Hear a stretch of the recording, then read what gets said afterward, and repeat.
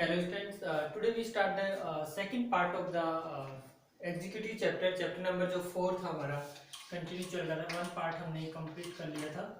Second part जो executive में था हम लोग स्टडी कर रहे थे।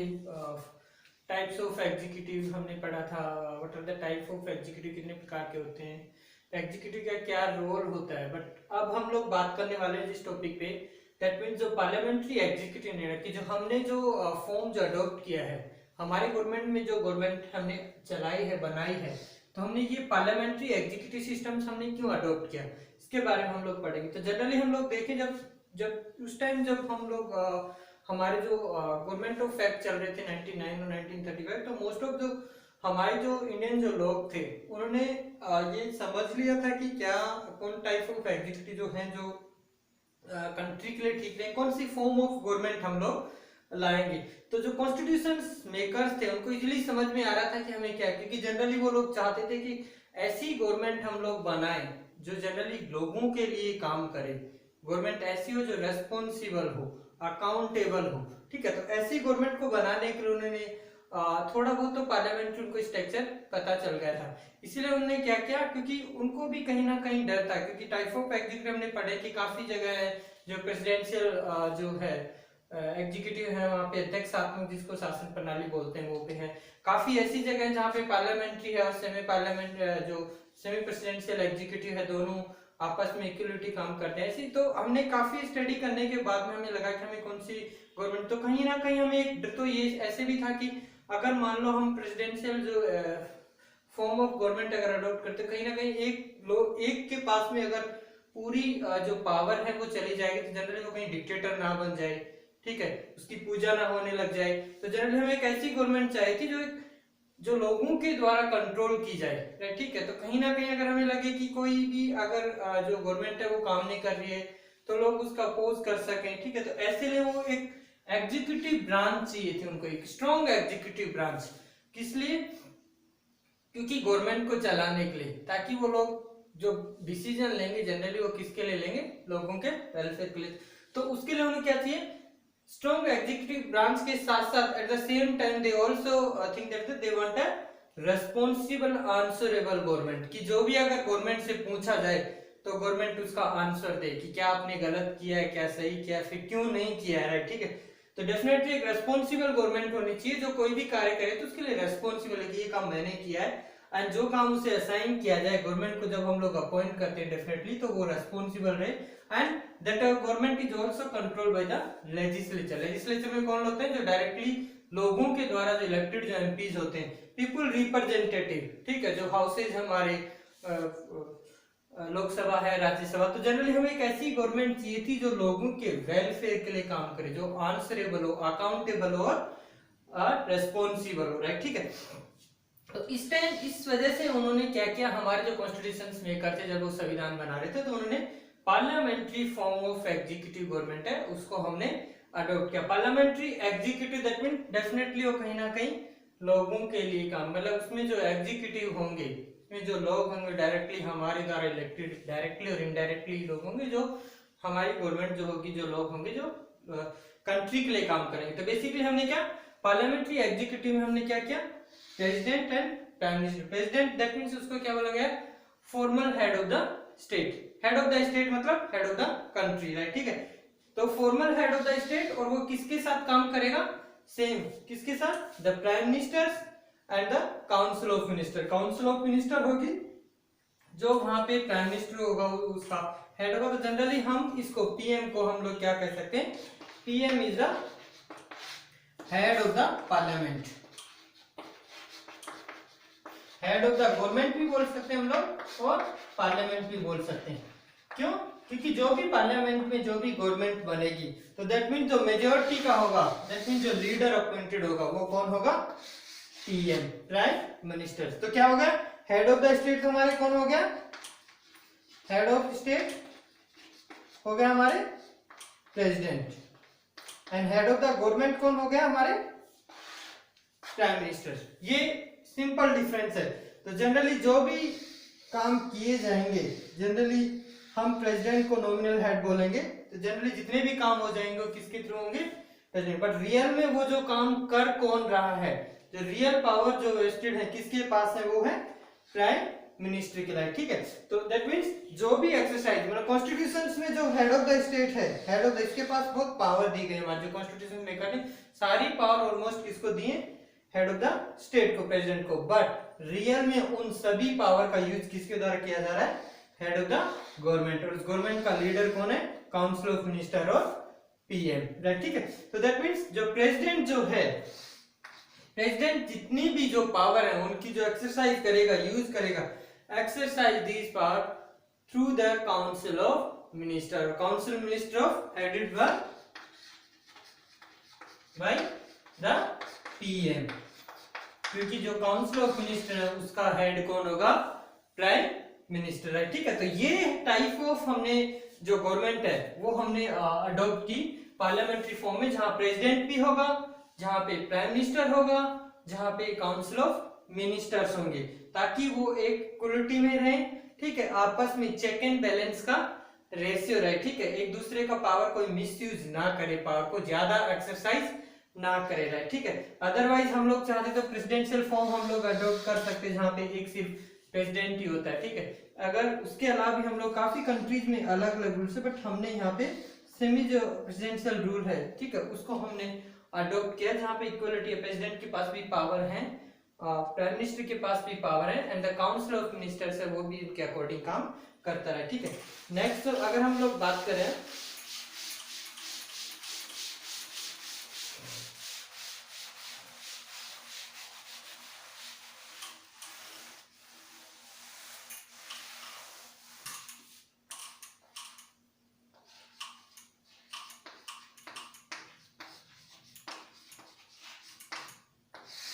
प्रेसिडेंट की बात करें हम लोग, राष्ट्रपति जो हमारा है वो क्या है, as a head of the state,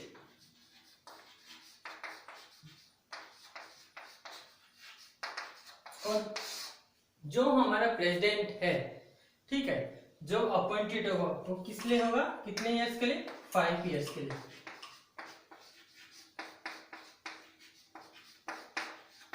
तो जनरली जो प्रेसिडेंट होगा उसकी क्वालिफिकेशंस भी और 35 इयर्स का इसका होना चाहिए, द सिटीजन ऑफ इंडिया होना चाहिए वो, ठीक है, और वो कहीं भी किसी भी गवर्नमेंट ऑफिस के गवर्नमेंट के पद पे नहीं होना चाहिए, वो पागल या दिवालिया नहीं होना चाहिए। These are the qualification to become a president, ठीक है। सबकी अपनी अपनी क्वालिफिकेशंस है, प्राइम मिनिस्टर की अपनी क्वालिफिकेशंस हैं, प्रेसिडेंट की अपनी क्वालिफिकेशंस है, मेंबर ऑफ जो हमारे जो हाउसेज हैं उनकी अपनी क्वालिफिकेशंस हैं। तो प्रेसिडेंट का जो कार्यकाल है, टेनर होगा, वो अपॉइंटेड कितने साल के लिए होता है, 5 इयर्स के लिए, और जो प्रेसिडेंट होता है वो डायरेक्टली इलेक्टेड नहीं होता है, दैट मींस क्या होता है, प्रेसिडेंट इनडायरेक्टली इलेक्टेड होता है, इनडायरेक्टली मतलब कैसे, क्योंकि इसका जो इलेक्शन होता है उसमें कौन लोग पार्टिसिपेट करते हैं, हमारे MP, member of parliament, and MLA, member of legislative assembly, जो स्टेट के जो मेंबर्स हैं जिनको हम लोग एमएलए बोलते हैं, जैसे हमारे राजस्थान है, हरियाणा है, जो इनके जो एमएलए हैं वो जो हैं वो पार्टिसिपेट। इसके अलावा भी हमारे यहाँ पे जो इलेक्टोरल जो है एग्जीक्यूटिव लाइक जो हमारी जो 2 जो है यूनियन टेरिटरीज हैं, दिल्ली एंड पांडिचेरी, वहाँ के भी कुछ जो लोग हैं एमएलए हैं स्टेट असेंबलीज के, वो भी इसमें पार्टिसिपेट करते हैं, ठीक है। तो जनरली एमपी एमएलए इसमें क्या कर सकते हैं, पार्टिसिपेट किसमें, तो जनरली डायरेक्ट जो हम लोग देखें तो हम लोग डायरेक्ट इलेक्शन नहीं कर रहे हैं, हम लोग डायरेक्ट वोटिंग नहीं दे रहे हैं प्रेसिडेंट को, हमारे द्वारा जो रिप्रेजेंटेटिव जो चुने गए हैं वो लोग किसको चुनते हैं, प्रेसिडेंट को। अब प्रेसिडेंट जब बनता है, ठीक है, तो उसमें जो प्रेसिडेंट जो बनता है तो उसमें क्या प्रोसेस, उसका जो प्रोसीजर है इलेक्शन का वो किसके द्वारा होता है, प्रोपोर्शनल रिप्रेजेंटेटिव, एक प्रोसेस है proportional representation with single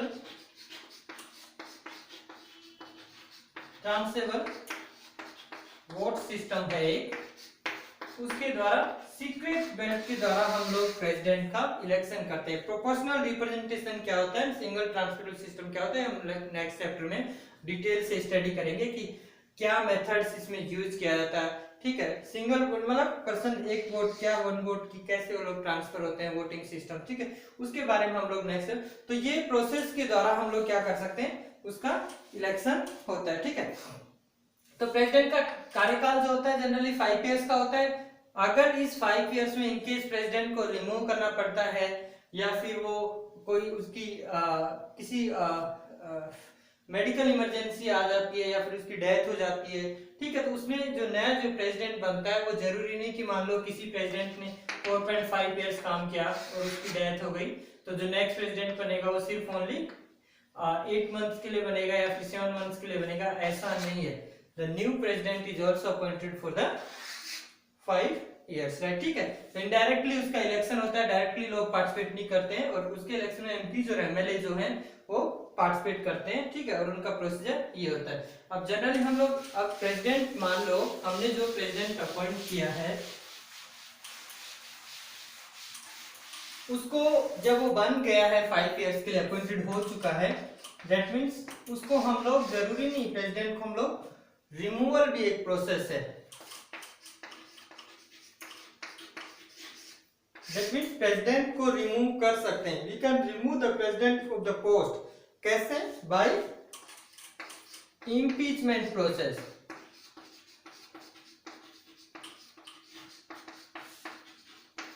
impeachment process क्या होता है, प्रेसिडेंट को ऑफिस से रिमूव करने के लिए, बट इम्पीचमेंट प्रोसेस में क्या, वो चाहे लोकसभा से आए चाहे राज्यसभा, उसमें एक वोटिंग होती है और वो क्या स्पेशल मेजोरिटी आती है, उसमें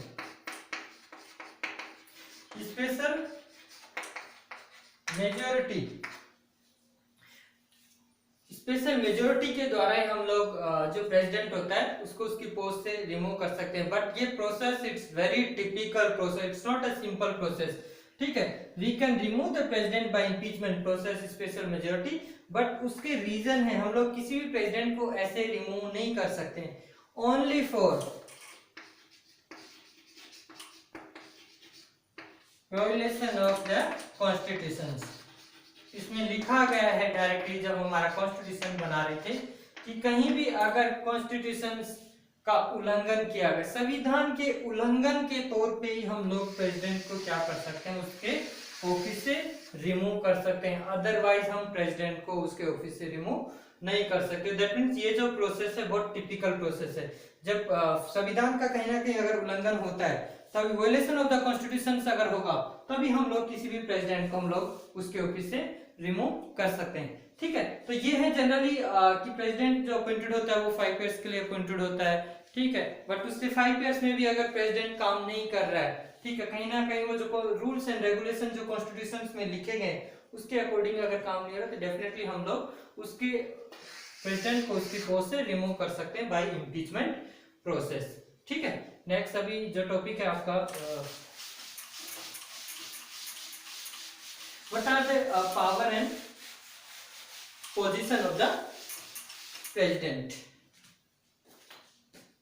नेक्स्ट जो टॉपिक है power and position of the president. तो पावर एंड पोजीशन क्या है, प्रेसिडेंट को हमारे कॉन्स्टिट्यूशन में क्या क्या पावर दी गई है, उसकी जो पोजीशन है उसको कैसे मेंटेन किया गया है। तो जनरली हम लोग बात करें तो प्रेसिडेंट की पावर के बारे में, तो आर्टिकल हमारा जो 74 है हमारे कॉन्स्टिट्यूशन में, आर्टिकल है 395 आर्टिकल है, आज हम देखें तो करीब 400 से ज्यादा आर्टिकल हैं जो अमेंडमेंट हो चुके हैं। तो आर्टिकल 74 की हम लोग बात करें तो उसमें क्लियरली ये लिखा गया है कि there shall be council of minister, की एक मंत्रिमंडल होगा, एक मंत्री परिषद होगी विद द पीएम, किसके जो प्रधानमंत्री है उसके साथ में, क्योंकि प्रधानमंत्री is the Pradhan of that particular council of minister, ठीक है। तो leader of the council of minister का पीएम होगा, एंड एड एंड एडवाइस, मतलब कि उसमें क्लियरली 74 आर्टिकल ये कह रहा है कि देश शैल एक मंत्री परिषद होगी जो राष्ट्रपति को सहायता एंड सलाह प्रदान करेगी, definitely help and advice. Aid means help करेगी उसको, कहीं भी किसी भी पार्टिकुलर सिचुएशन में अगर प्रेसिडेंट है तो वो कहीं से भी उस पार्टिकुलर सिचुएशन में काउंसिल ऑफ मिनिस्टर से एडवाइस ले सकता है, ठीक है। तो अब जो भी मतलब अब हम देखें तो प्रेसिडेंट किसके, जो भी प्रेसिडेंट जो एक्सरसाइज करेगा, president exercise all this power through the council of minister. तो अब हमारे बात है कि सारी जब एडवाइस काउंसिल ऑफ मिनिस्टर की ही है, जब प्रेसिडेंट को एडवाइस और हेल्प अगर काउंसिल ऑफ मिनिस्टर ही कर रहे हैं, प्रधानमंत्री कर रहा है, तो फिर हमें राष्ट्रपति की जरूरत क्यों है? डेफिनेटली ये क्वेश्चन समझ आता है, क्योंकि राष्ट्रपति की हमें जरूरत है। हमें एक ऐसा हेड ऑफ द स्टेट चाहिए जो मान लो कभी भी अगर गवर्नमेंट फेल हो जाए, ठीक है, तो उस टाइम जो पावर जो यूज की जाते हैं वो भी पावर हमारे यहाँ कॉन्स्टिट्यूशन में क्लियरली मेंशन की गई है, राइट, ठीक है। तो एक हमें ऐसा हेड ऑफ स्टेट चाहिए जब कहीं भी ऐसी सिचुएशन आती है, उसके बारे में हम लोग नेक्स्ट अभी हम लोग स्टडी करेंगे। तो देयर मींस जो पावर है प्रेसिडेंट के पास में, जो भी पावर है वो कौन किसके द्वारा यूज की जाएगी, किसकी हेल्प और जो एडवाइस के द्वारा, council of minister and the prime minister. इसीलिए हम लोग जो हमारा जो प्रेसिडेंट है वो इज अ नॉमिनल हेड है, नॉमिनल हेड, मतलब the president have all the power, but real में हम लोग प्रेसिडेंट यूज उन पावर का नहीं करता है। तो पावर जब यूज उसके पास है तो यूज कौन कर रहा है? पावर को यूज कौन कर रहा है? Council of minister and PM. PM और जो काउंसिल ऑफ मिनिस्टर हैं, जो भी पावर, इसीलिए ये क्या कहलाते हैं? Real head. Real head of the country कौन है? प्राइम मिनिस्टर और काउंसिल ऑफ पावर जो मिनिस्टर्स हैं। अब काउंसिल ऑफ मिनिस्टर्स कौन लोग होते हैं? ठीक है, जो हमारा पीएम है उसकी जो कैबिनेट जो मंत्रिमंडल है जिसमें बहुत से मंत्रीज होते हैं, उन्हीं को हम लोग काउंसिल ऑफ मिनिस्टर्स कहते हैं। जैसे फाइनेंस मिनिस्टर हो गया, होम मिनिस्टर हो गया, एजुकेशन मिनिस्टर हो गया, सब क्या है? काउंसिल ऑफ मिनिस्टर, जो कहीं ना कहीं किसके लिए काम करते हैं? पीएम के लिए काम करते हैं। और वही सब डिसीजंस जो लिए जाते हैं, जो डेलिब्रेशन होता है, ठीक है, वहां पे जो भी काम होते हैं वो किसके एडवाइस से होते हैं? इनके। और कौन देता है उनको? किसको देते हैं वो एडवाइस? हमारे प्रेसिडेंट को, ठीक है। तो सारे काम जनरली देखे जाए तो कौन कर रहा है? काउंसिल ऑफ मिनिस्टर और पीएम। बट इसका मतलब ये नहीं है कि हमारे प्रेसिडेंट के पास में पावर नहीं। President have a wide range of powers, बहुत सी पावर दी गई है कॉन्स्टिट्यूशन में। अगर किसी को पावर दी गई तो सारी पावर किसको दी गई? प्रेसिडेंट को दी गई। President have a different type of powers, like legislative power है उसकी, जुडिशियल पावर है एंड इमरजेंसी पावर है। 3 इमरजेंसी 352, 356 एंड 360 जो हमारे आर्टिकल्स इमरजेंसी में वो यूज किए जाते हैं, ठीक है। तो ऐसा नहीं है कि हमारे प्रेसिडेंट के पास में पावर नहीं है। President wide range of powers हैं उसके पास में जिनका वो यूज करता है। अब हमारे जो चैप्टर्स हैं उसमें हमारे यहाँ पे पावर की बात की गई कि प्रेसिडेंट को जो डिस्क्रिशनरी जो अलग से जो पावर दी गई है जिनका वो अपने कॉमन तरीके से यूज करता है, उनके बारे में हम लोग स्टडी करेंगे, राइट, ठीक है। तो उनकी डिस्क्रिशनरी जो पावर है उनकी हम बात करें तो पहली पावर है कि राइट टू टेक इंफॉर्मेशन। हमारे आर्टिकल 74 में लिखा गया है कि there shall be council of minister, और पीएम जो है उसको हेल्प करेंगे या फिर उसको एडवाइस देंगे। बट प्रेसिडेंट भी क्या करता है कि जो भी वहां पे हो रहा है कंट्री में, जो भी चीजें हो रही हैं, जो भी डिसीजन लिए जा रहे हैं, जो वर्क हो रहा है, जो डेलिब्रेशन हो रहा है, वो सारी इंफॉर्मेशन कौन प्रोवाइड कराएंगे? काउंसिल ऑफ मिनिस्टर और पीएम। किसको? प्रेसिडेंट को। तो प्रेसिडेंट के पास एक राइट है कि वो कोई भी इंफॉर्मेशन प्राइम मिनिस्टर और काउंसिल ऑफ मिनिस्टर से ले सकता है, राइट, ठीक है, कहीं भी। नेक्स्ट है हमारे second power, veto power. President जो होता है उसके पास में वीटो पावर कैसे? जो भी जैसे हमारे जनरली जो हमारे बिल है, जब लॉ नहीं बनता है तो लॉ से पहले जो चीजें चलती हैं उनको हम लोग बिल कहते हैं, ठीक है। एक डॉक्यूमेंटेशन होता है, जो प्रोसेस होता है, ठीक है। जब जाके वो लोकसभा राज्यसभा में पास हो जाएगा, उसके बाद में प्रेसिडेंट के पास जाएगा, प्रेसिडेंट उसे साइन कर देगा, तब जाके वो लॉ बनता है, ठीक है।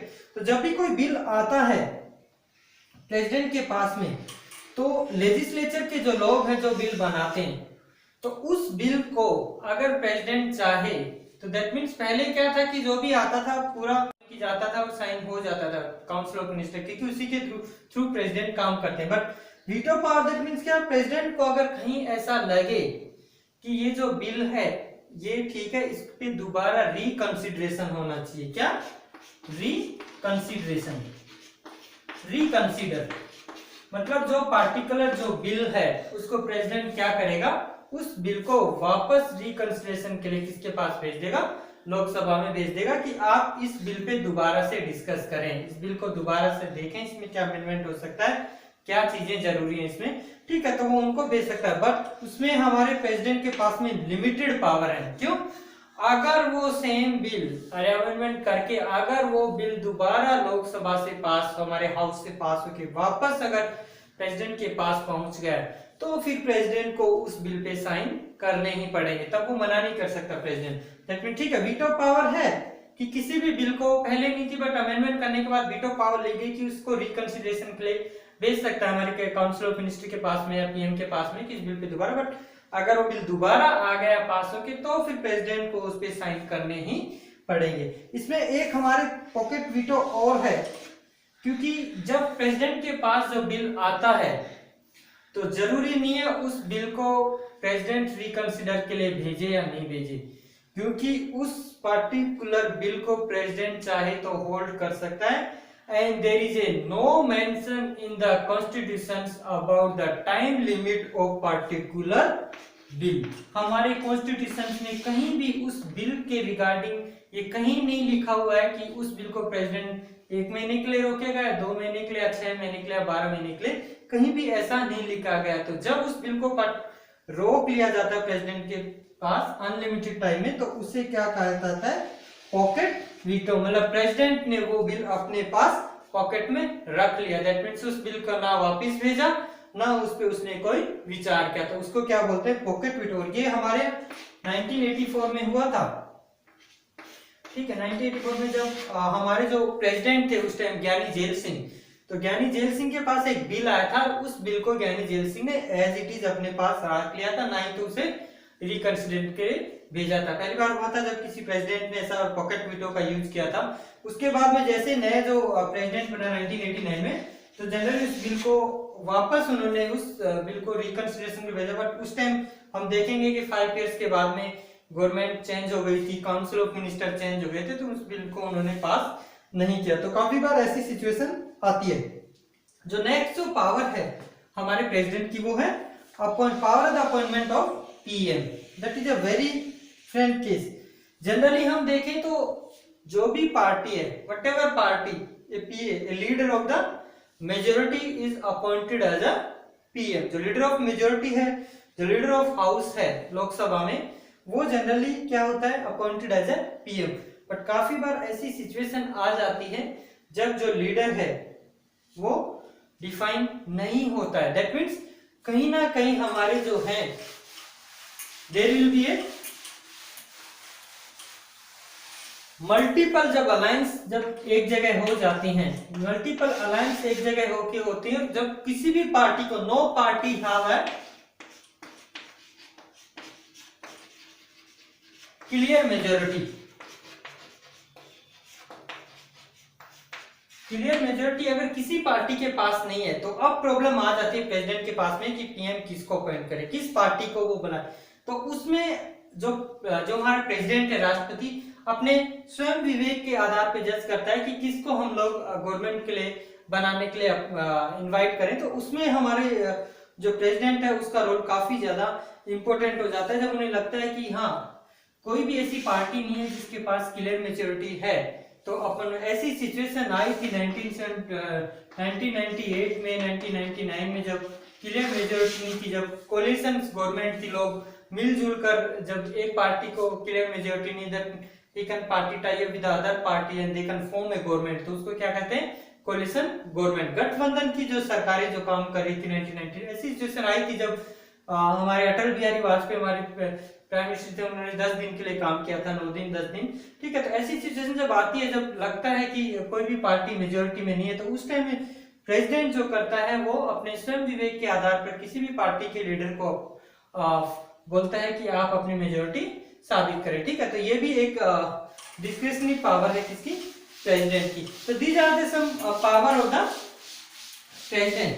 डिटेल में हम लोग उनकी पावर की स्टडी हम लोग जब फर्दर स्टडी करेंगे नेक्स्ट क्लासेज में, ग्रेजुएशन या फिर इंटर में, जब हम लोग पढ़ेंगे कि what are the power of the जो लेजिस्लेटिव पावर क्या होती है, एग्जीक्यूटिव पावर क्या है, जुडिशियल पावर क्या है, इमरजेंसी पावर क्या है। अब हमारे जो चैप्टर में एक और है वाइस प्रेसिडेंट।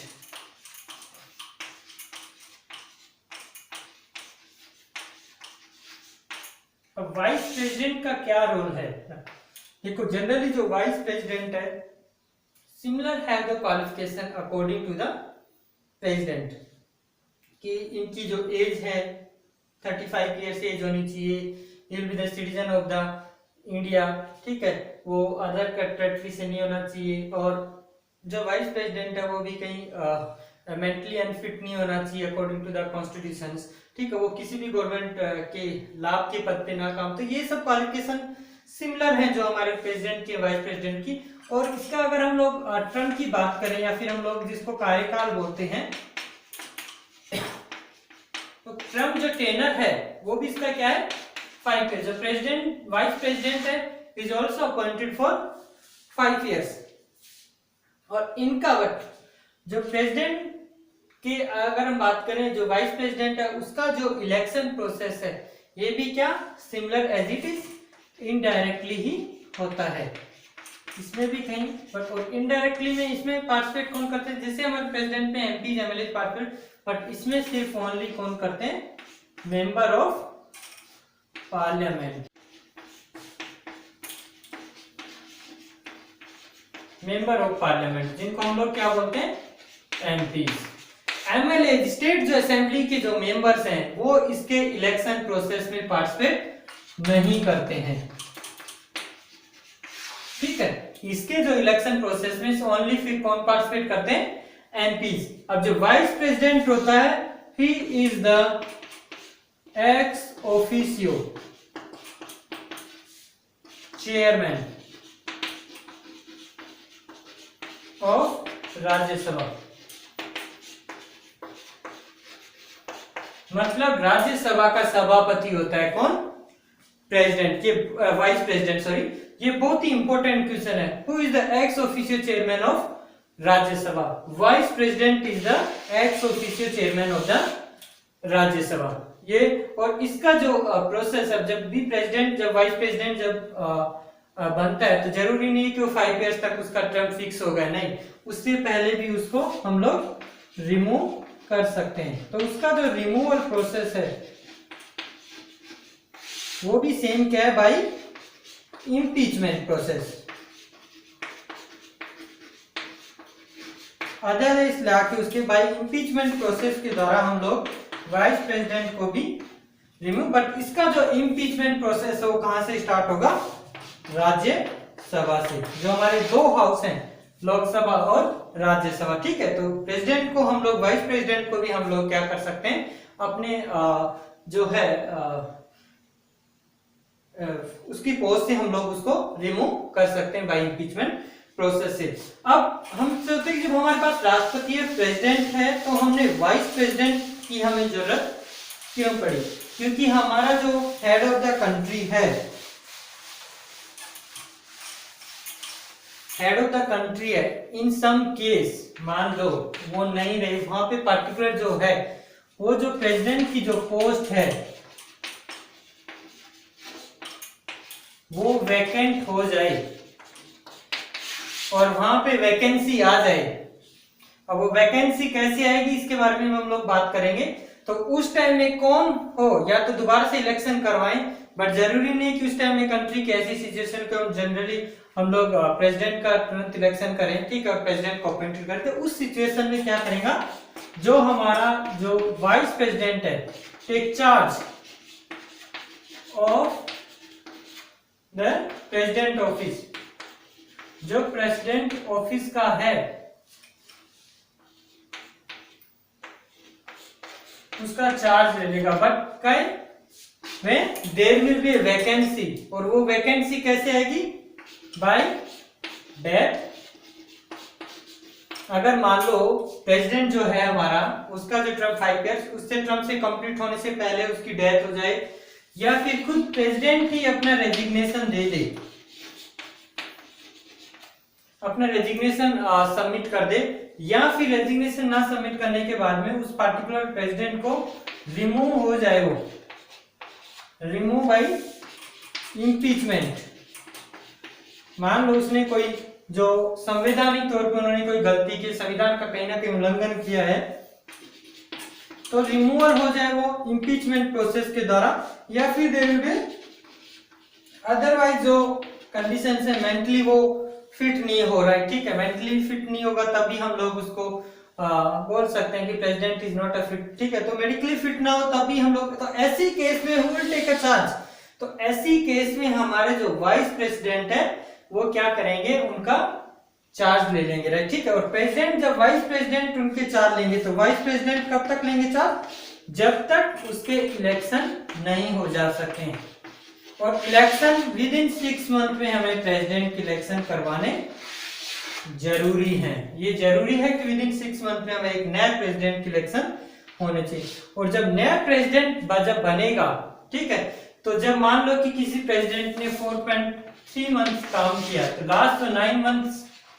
के लिए, तो जब नया जो प्रेसिडेंट बनेगा, he is not appointed for the 9 months, he is appointed as the same term 5 years, ठीक है। तो इसके बारे में भी हम लोग स्टडी किए। तो नाउ ये है हमारे वाइस प्रेसिडेंट का क्या का। नेक्स्ट जो टॉपिक है आपका,